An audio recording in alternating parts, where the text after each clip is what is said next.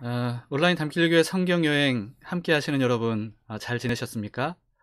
자, 이제 오늘은 성경 제대로 읽는 법 두 번째 시간입니다. 두 번째 강의의 제목은 성경의 구성 그리고 분류입니다. 성경 전체를 한눈에 볼 수 있도록 오늘 여러 가지로 표를 통해서 함께 공부를 해보려고 합니다. 자, 이런 표를 혹시 여러분 보신 적이 있으신가요? 이해실 사모님의 성경이 읽어지네 라고 하는 아주 탁월한 성경 통독 교재에 수록되어 있는 그런 그림을 제가 파워포인트로 다시 그려봤는데요.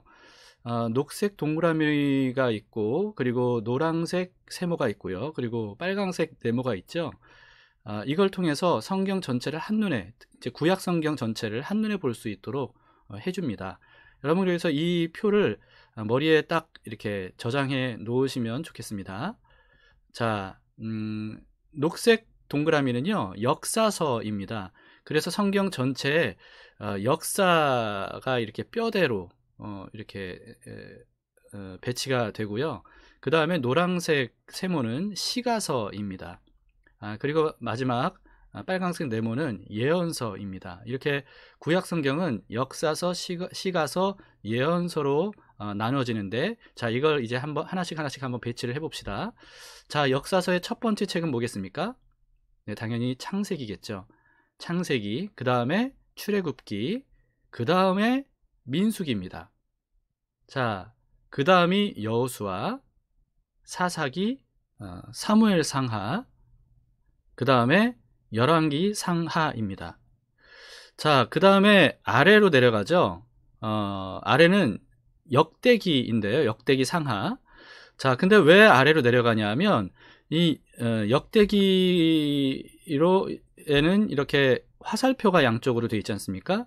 이건 왜 그러냐면 역대기는 열왕기와 기본적으로 같은 시대에 대한 기록인데, 그런데 역대기는 창세기 때부터 쭉 이렇게 역대기 시대까지 그렇게 총망라해서 기록하고 있는 성경입니다.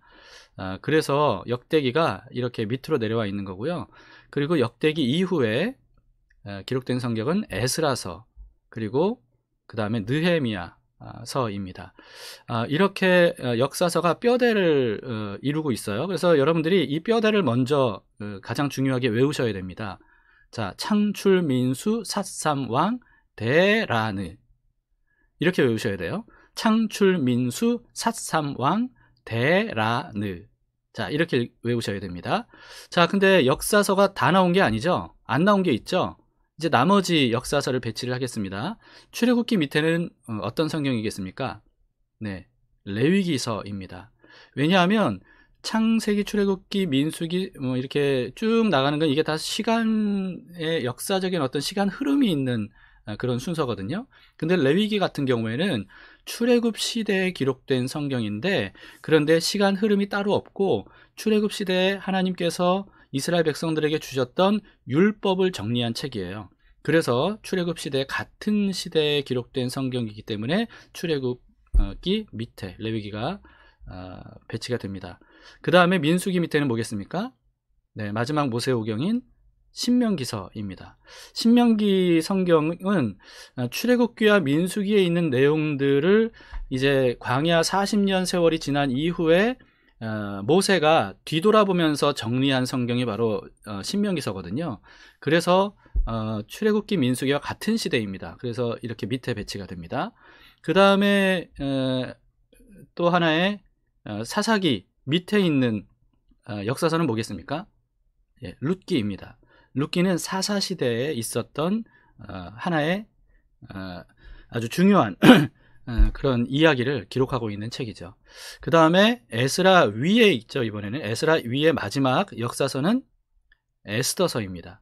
자, 왜냐하면 에스라와 같은 시대인데, 에스라 성경 같은 경우에는 바벨론 포로 이후에 예루살렘, 그러니까 이스라엘 땅에서 있었던 일들에 대한 기록이고, 반면에 에스더 같은 경우에는 같은 시대이지만 페르시아 의 왕궁에 있었던 에스더 왕비를 중심으로 일어난 사건들을 기록한 책이기 때문에 그렇습니다. 그래서 에스더서 같은 경우에는 이방 땅인 페르시아 땅에서 있었던 기록이죠. 그래서 이렇게 위에 배치가 됐습니다. 자, 이렇게 역사서가 모두 다 나왔어요. 자, 그 다음에 시가서를 배치를 해봅시다. 시가서 가장 먼저는 창세기 위에 있는 성경이죠. 보겠습니까? 네, 욥기입니다. 자, 우리나라 성경으로 번역된 욥기를 읽으면 마치 욥기는 그냥 어떤 그 서술 형식으로 되어 있는 이야기인 것처럼 우리는 읽기 쉬운데, 근데 욥기는 시가서에 들어갑니다. 그 문체 자체가 시와 노래 형식으로 되어 있는 그런 기록이라는 거죠. 그리고 또 욥기가 창세기 시대에 기록된, 다시 말해서 아브라함, 이삭, 야곱 같은 족장 시대에 기록된 성경이거든요. 그러니까 사실 그 욥기가 구약 성경에서 가장 먼저 기록된 성경이다, 이렇게 봐야 된다고 생각합니다. 왜냐하면 모세오경, 창출, 민수기, 레위기, 신명기 이 5권은 출애굽과 민수기 시대 때 기록된 성경이잖아요. 그러니까 창세기도 출애굽, 민수기 시대에 기록된 성경이란 말이죠. 근데 욥기는 창세기 시대에 기록된 성경이에요. 그러니까 기록상 가장 먼저 기록된 성경이 바로 욥기라고 볼 수가 있습니다. 자, 그 다음에 사무엘 상하 위에 시가서는 시편입니다.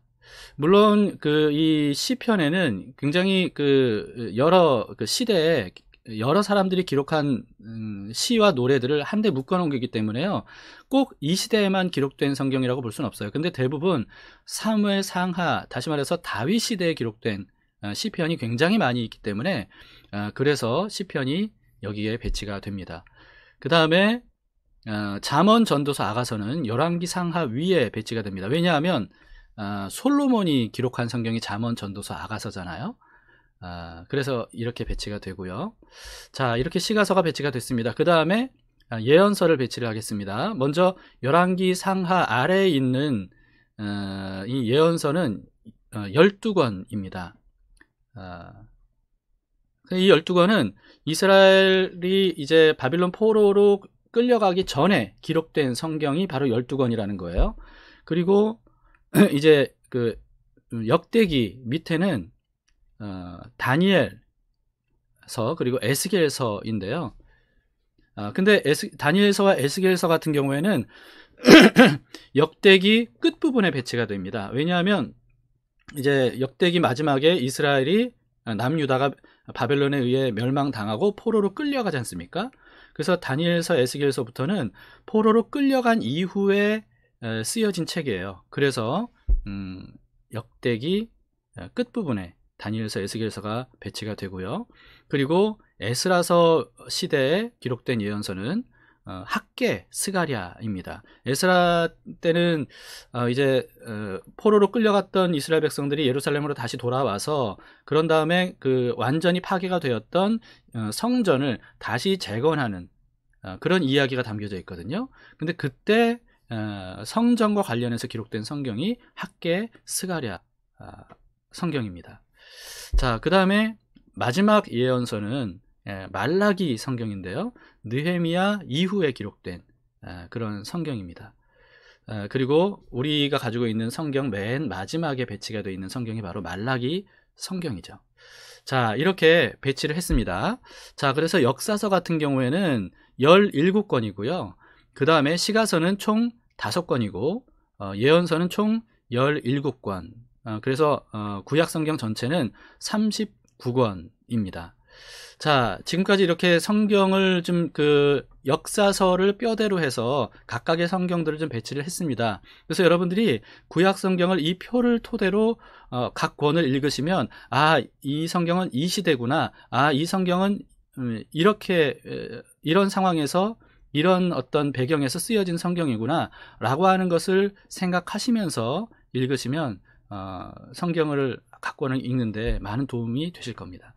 자, 우리 한번 이 구약 성경 분류표를 복습해 볼까요? 자, 녹색 동그라미 역사서죠. 그리고 노란색 세모는 시가서입니다. 그리고 빨강색 네모는 예언서입니다. 자, 첫 번째 역사서는 창세기. 자, 빠르게 넘어가겠습니다. 창, 출, 민, 수, 삿, 삼, 왕, 그리고 같은 시대 데, 라, 느 이죠. 그리고 출애굽기 밑에는 어떤 성경입니까? 네, 레위기서이고요. 민수기 밑에는 동시대에 기록되었던 신명기서입니다. 자, 그 다음에 사사기 밑에는 사사시대에 있었던 룻이라고 하는 여인의 이야기. 그 다음에 에스라서 위에는 동시대에 페르시아에서 있었던 에스더 여왕을 중심으로 기록된 에스더서가 배치가 됩니다. 자, 그 다음에 이제 시가서입니다. 창세기 시대에 기록되었던 가장 첫 번째 시가서는 욥기죠. 그 다음에 사무엘 상하 시대 때, 다윗 시대 때 주로 기록이 되었던 시편입니다.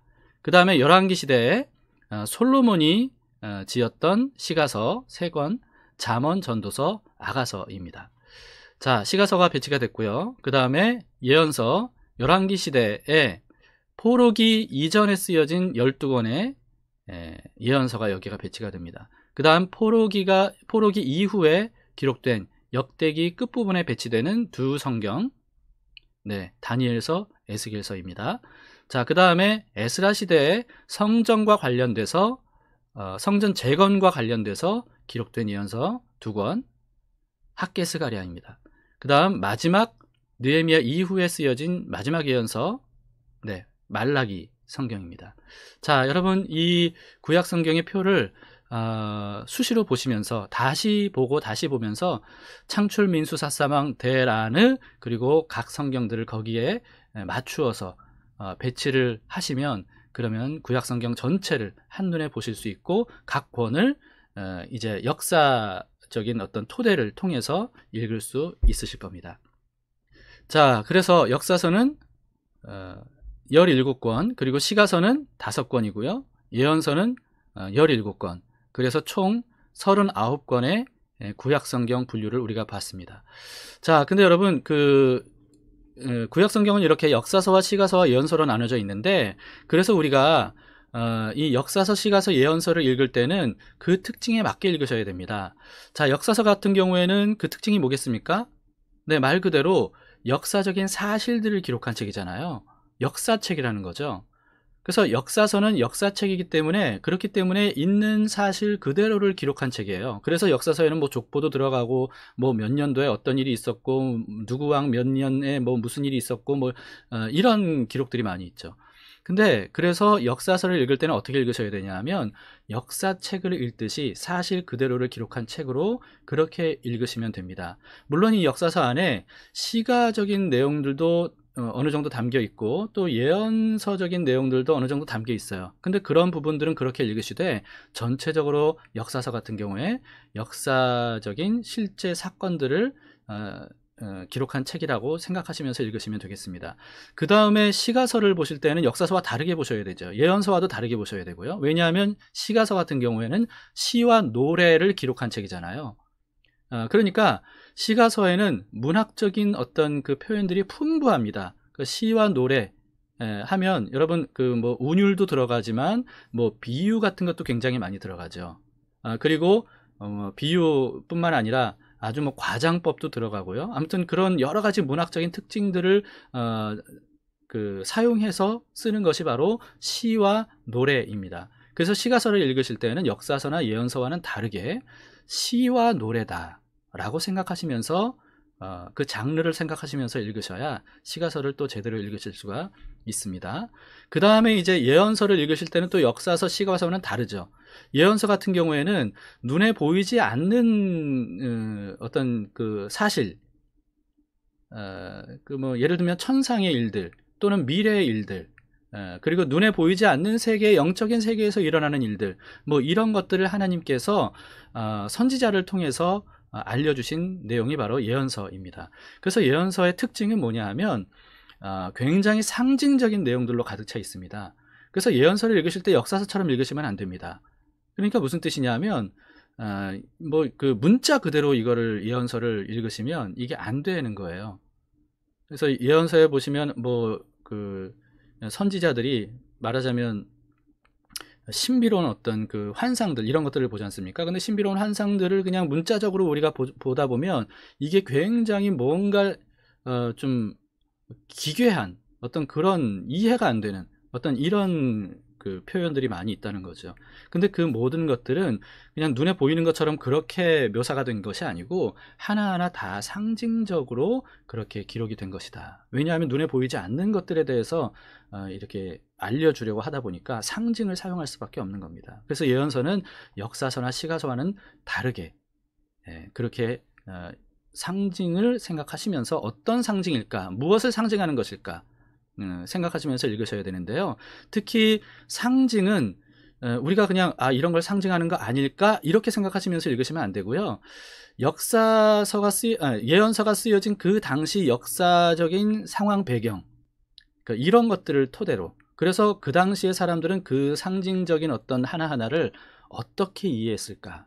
지난주에 우리가 살펴본 것처럼 원독자, 그 성경이 쓰여진 그 시대, 그 예언의 말씀을 들었던 그 시대의 사람들은 그 예언을, 그 상징들을 어떻게 이해했을까라고 하는 것을 우리가 알면서, 배우면서, 공부하면서 그렇게 우리가 읽으셔야 예언서를 제대로 읽으실 수가 있다는 겁니다.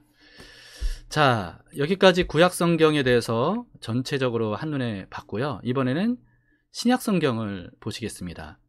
자, 먼저 신약 성경은 특징적인 부분들을 중심으로 분류를 한 내용을 좀 먼저 보겠습니다. 신약 성경 같은 경우는 세 가지 분류로 보실 거예요. 첫 번째 특징적인 분류인데요. 자, 일단 먼저 역사서, 서신서, 예언서로 크게 나누어집니다. 말 그대로 이제 역사서는 그 역사적인 사실을 기록한 것인데, 그 다음에 서신서 같은 경우는 뭐겠습니까? 서신서는 편지글이거든요. 다 편지입니다. 그래서 편지는 편지답게 읽어야 되죠. 그래서 누구에게, 다시 말해서 발신자가 누구냐, 수신자가 누구냐, 그리고 어떤 상황에서 왜 그 편지를 보냈느냐 라고 하는 것을 우리가 먼저 알아보고 그 다음에 이 서신서를 읽어야 서신서들을 제대로 읽으실 수가 있습니다. 그 다음 마지막에 예언서가 있어요. 예언서는 구약성경과 마찬가지로 상징적인 그런 기록들이기 때문에 무엇을 상징하는지, 그 시대 사람들은 그 상징을 어떻게 이해하고 있었는지 이것을 파악하면서 읽으셔야 되는 거죠. 자, 먼저 역사서를 보겠습니다. 역사서에는 먼저 마태, 마가, 누가, 요한복음이 있습니다. 마태, 마가, 누가복음과 요한복음을 따로 놨어요. 왜냐하면 마태, 마가, 누가복음은 공관복음이라고 그렇게 불립니다. 이게 공관복음이 무슨 뜻이냐면 같은 관점으로, 공통된 관점으로 기록된 복음서다라고 하는 거예요. 그래서 마태, 마가, 누가복음 성경을 보면 굉장히 중복되는 내용들이 많이 있습니다. 그러니까 이제 왜 그런데 마태, 마가, 누가 이 세 가지 복음서로 기록을 했을까? 여러분, 같은 관점에서 기록된 복음서이기 때문에 중복된 내용들이 많이 있긴 하지만 그럼에도 불구하고 마태, 마가, 누가복음은 그 특징이 각각 다 달라요. 마태복음 같은 경우에는 성경에 가장 먼저 기록된 성경이기도 하고 구약 성경에 이어서 신약 성경이 가장 먼저 배치된 성경이기도 하고, 그리고 유대인들을 위한 성경이라고 볼 수 있는 이유가 뭐냐 하면 마태복음에는 구약 성경을 굉장히 많이 인용을 합니다. 그래서 구약 성경이 이렇게 기록이 되었는데 그런데 이렇게 성취가 되었다.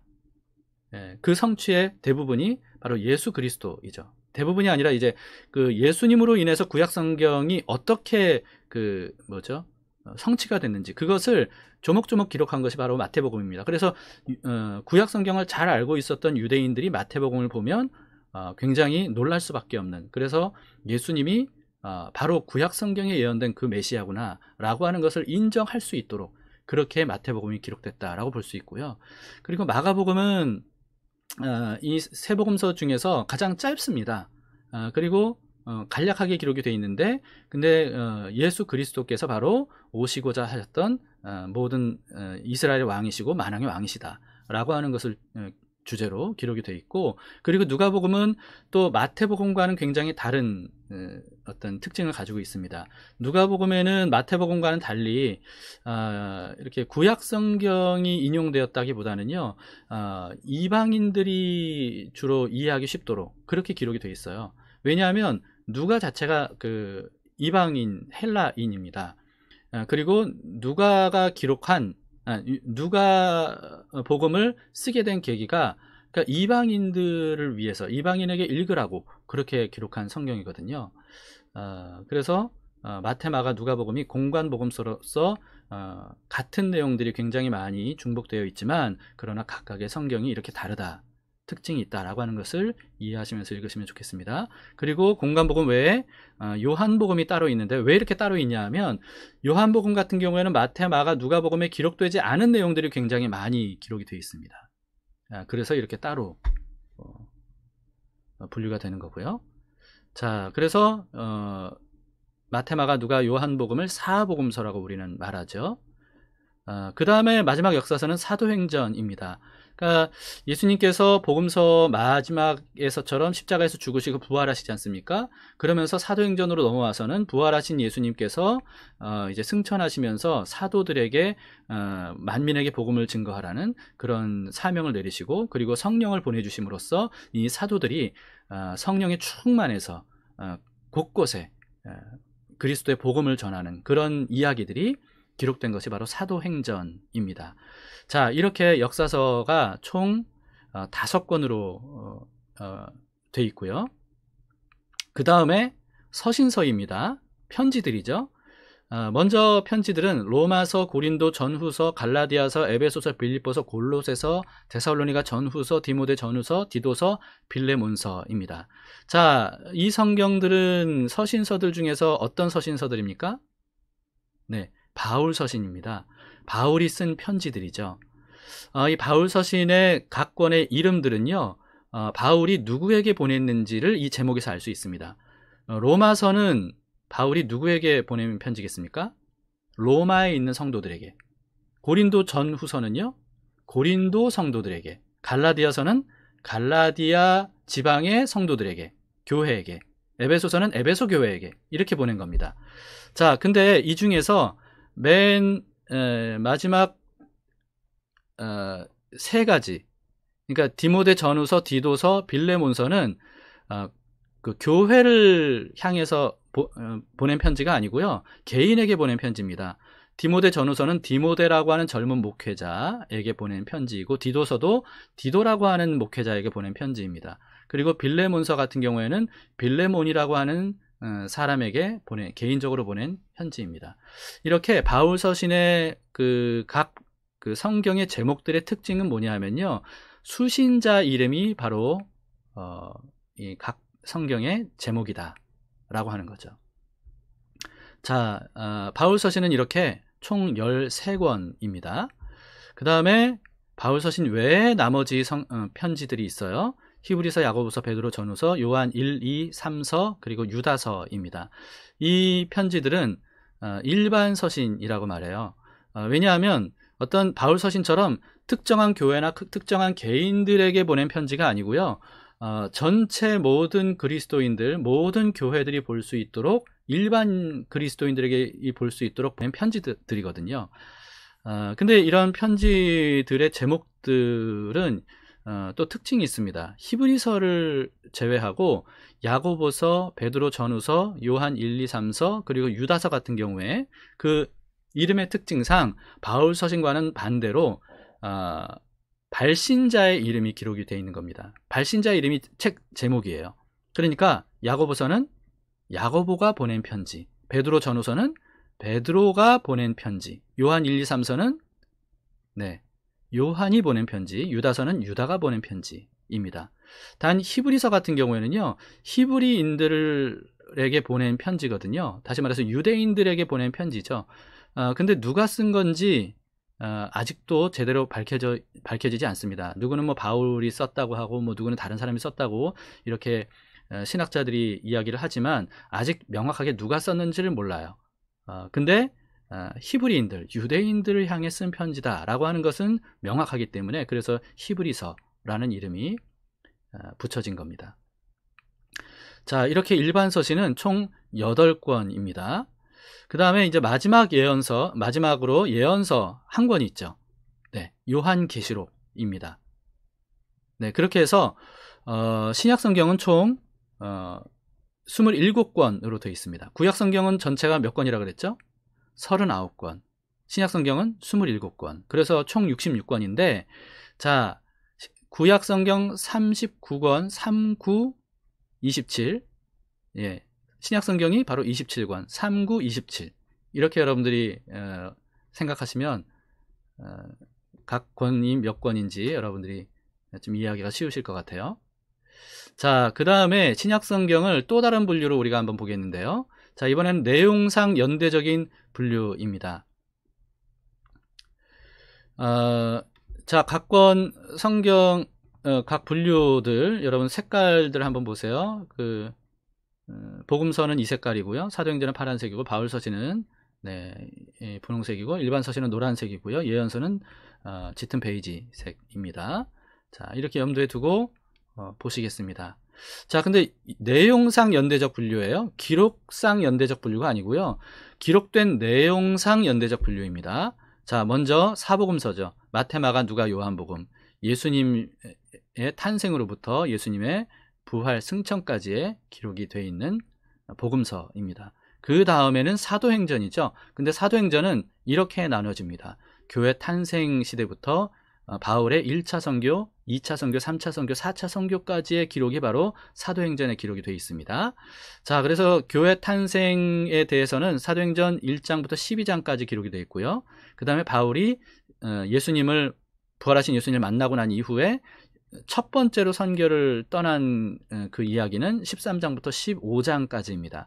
이때 기록된 성경이 갈라디아서, 야고보서예요. 자, 여러분 색깔을 보시면 갈라디아서는 누가 쓴 편지입니까? 예, 바울 서신이죠. 그리고 야고보서는요, 일반 서신입니다. 야고보가 쓴 편지이죠. 자, 그 다음에 2차 선교 때 사도행전 16장 16절부터 18절까지의 내용이 바로 2차 선교 이야기인데요. 이때 기록된 성경은 데살로니가 전후서입니다. 데살로니가 교회에게 바울이 보낸 편지이죠. 자, 그 다음 3차 선교여행 때는 19장부터 21장까지의 기록이 되어 있는데요. 자, 이때 기록된 성경은 고린도 전후서 그리고 로마서입니다. 바울이 쓴 편지들이죠. 그 다음에 4차 선교 마지막에 22장부터 28장까지의 기록인데, 자, 이때 바울이 에베소서, 골로새서, 빌레몬서, 빌립보서를 씁니다. 근데 이때는 바울이 로마에 있는 감옥에 갇혀 있을 때 쓴 편지예요. 그래서 에베소서, 골로새서, 빌레몬서, 빌립보서 같은 경우에는 옥중서신, 감옥에서 쓴 편지다, 옥중서신이다, 이렇게 불리기도 합니다. 자, 그 다음에 5차 선교는 이게 점점점 네모로 되어 있죠. 왜 그러냐면 성경에 기록된 시대가 아니기 때문에 그렇습니다. 사도행전은 28장으로 끝났고 그 이후에 바울이 선교를 떠났던, 마지막 선교를 떠났던 그때가 바로 5차 선교이기 때문에 이렇게 표시가 되어 있습니다. 자, 5차 선교 때 기록된 성경은 디모데 전서, 디모데 후서, 그리고 디도서입니다. 그리고 베드로 전후서죠. 자, 디모데 전후서, 디도서 같은 경우에는 바울 서신인데요. 바울이 순교하기 바로 전에 디모데라는 사람과 디도라고 하는 사람, 이제 목회자들입니다. 이 젊은 목회자들에게 개인적으로 보낸 편지입니다. 그래서 교회를 어떻게 이끌어 가야 되는지, 교회는 어떻게 목회를 해야 되는지, 이런 것들을 편지로 보낸 것이 바로 디모데 전후서, 디도서, 그리고 빌레몬서까지 이 네 편지를 그 목회서신이다, 이렇게 말을 합니다. 그리고 베드로 전후서는 베드로가 쓴 편지죠. 자, 그 다음에 후기 사도, 이제 사도들이 후기에 쓴 편지들입니다. 자, 그 사도 바울 같은 경우에는 이제 디모데 전후서, 디도서까지 쓴 다음에 순교를 했기 때문에 바울 서신은 이제 끝이 났고요. 요한 1, 2, 3서, 유다서, 히브리서가 후기 사도 시대의 내용상 쓰여진 편지입니다. 자, 그 다음에 세상 끝에 관한 기록은 예언서인 요한계시록이죠. 자, 이렇게 내용상 연대적 분류입니다. 그래서 각 성경이 시대순으로 연대적으로 언제 기록된 성경인지, 어떤 상황에서 기록된 성경인지 라고 하는 것을 생각하시면서 읽으시면, 그러면 각 성경의 내용을 보다 잘 이해하실 수 있겠죠. 자, 그 다음에 마지막으로 신약 성경을 기록 시기별로 분류를 해보겠습니다. 그러니까 기록 시기별 분류라는 건 뭐냐 하면 언제 기록됐느냐라고 하는 거예요. 앞선 분류는 뭐냐 하면 그 기록된 내용상 어떤 시대냐였고, 이번에는 그 성경이 언제 기록됐냐는 겁니다. 그래서 기록된 시기를 알려면 우리가 이런 연대표를 좀 봐야 됩니다. 자, 그래서 기원 후 40년부터 100년까지 한번 성경을 배치를 해보겠습니다. 자, 가장 먼저 이번에도 각 성경의 색깔들을 여러분들이 한번 보시기 바랍니다. 자, 가장 먼저 복음서를 보겠습니다. 마태복음 약 60년쯤에 기록이 된 성경이고요. 그리고 마가복음도 그때쯤 기록이 됐습니다. 저는 마가복음이 더 먼저 기록된 걸로 알고 있었는데 좀 비슷한 시기에 기록된 걸로 요즘에는 그렇게 알려지나 봅니다. 그리고 누가복음은 좀 뒤인 65년쯤에 기록이 된 걸로 알려져 있습니다. 근데 이제 마지막 복음서인 요한복음은요, 아주 나중에 기록이 됐습니다. 약 90년경에 기록된 것으로 그렇게 알려져 있습니다. 그래서 마태, 마가, 누가복음에 기록되지 않은 내용들, 그런 내용들을 요한복음에 기록할 수 있었던 거죠. 자, 그 다음에 사도행전은 누가복음이 쓰여진 65년경에 기록이 됐습니다. 왜냐하면 사도행전의 저자가 누구냐면 누가복음을 쓴 누가예요. 그래서 누가복음과 사도행전은 연결지어서 기록된 성경입니다. 그래서 이렇게 같은 때에 기록된 것으로 알려져 있고요. 자, 그 다음에 바울 서신인 데살로니가 전서가 53년경에 기록이 됐고, 그 다음에 54년경에 데살로니가 후서가 기록이 됐습니다. 그리고 갈라디아 교회를 향한 편지 55년, 그 다음에 고린도 교회를 향한 편지 55년, 그리고 고린도 후서는 56년, 로마서는 57년경에 그렇게 기록된 것으로 알려져 있습니다. 그 다음에 이제 에베소서, 빌립보서, 골로새서, 빌레몬서, 그러니까 바울이 이제 감옥에서, 로마의 감옥에 있을 때 기록한 옥중 서신이 62년경에 기록이 됐습니다. 자, 그 다음에 바울이 순교하기 전에 목회자들에게 기록한 목회자에게 보낸 편지인 디모데 전서가 65년경이고요. 디모데 후서도 마찬가지고, 그 다음에 디도서도 65년경에 그렇게 기록됐습니다. 그 다음에 일반 서신인데요. 일반 서신 야고보서가 가장 먼저 기록이 됐습니다. 45년경에 기록된 것으로 알고 있고요. 자, 그 다음에 베드로 전서는 65년경입니다. 그리고 베드로 후서는 66년경이고요. 히브리서는 66년경, 그리고 유다서가 67년경에 기록이 되어 있습니다. 여러분, 이렇게 연대를 보시면 60년대에 굉장히 기록들이 많죠. 근데 그러고는 한동안 성경 기록이 되지 않습니다. 왜냐하면 기원 후 70년에 로마의 티투스라고 하는 황제가 예루살렘을 완전히 초토화시킵니다. 그러면서 예수님 말씀처럼 성전이 돌 위에 돌 하나도 남지 않을 정도로 완전히 파괴가 돼요. 그래서 예수님의 말씀이 예언이 완전히 성취가 되는 때가 바로 이 AD 70년입니다. 근데 이때 예루살렘 성도 완전히 다 파괴가 되는데, 그 파괴된 성 중에서 벽 하나가 남아있어요. 상징적으로 남아있는데 그게 지금까지도 남아있죠. 그 벽을 지금 뭐라고 부릅니까? 예, 통곡의 벽이라고 불리는 벽이 바로 그 벽입니다. 그래서 이 70년경에 예루살렘이 완전히 무너지면서 성전도 파괴된 시기이고, 이때를 기점으로 한동안 성경이 기록되지 못합니다. 그리고 많은 사도들이 순교를 하죠. 그리고는 90년경에 요한 1서가 기록이 됩니다. 자, 요한복음도 90년이죠. 요한 1서도 90년입니다. 이제 요한이 기록한 책이기 때문에 그래요. 자, 요한 2서, 3서도 같은 시기에 기록이 됐고요. 그 다음에 요한계시록이 96년경에 마지막으로 기록이 됐습니다. 자, 이렇게 각 성경들이 언제 기록이 됐는지, 여러분 이런 내용들을 보면 우리는 성경을 보면 마태복음이 가장 먼저 있기 때문에 당연히 뭐 마태복음이 가장 먼저 기록이 됐고 우리 성경이 가지고 있는 그 순서대로 기록이 됐겠지, 이렇게 생각하기 쉽지만 그렇지 않다는 걸 알 수가 있죠. 이 중에서 가장 먼저 기록된 성경은 야고보서 이고요. 그 다음에 복음서가 기록되기 전에 이미 바울 서신이 굉장히 많이 기록이 됐었습니다. 갈라디아서, 데살로니가 전후서, 고린도 전후서, 로마서까지 이게 마태복음, 마가복음이 기록되기 전에 먼저 기록이 됐다는 것을 이 표를 통해서 알 수가 있죠. 자, 이런 시기들 여러분들이 생각하시면서 언제 기록이 됐는지를 생각하시면서 성경을 읽으시면 성경을 읽으실 때 굉장히 많은 것들을 알고 성경을 읽으실 수가 있을 겁니다. 자, 여기까지 오늘 성경의 구성과 분류에 대해서 함께 봤습니다. 좀 어렵지 않으셨나요?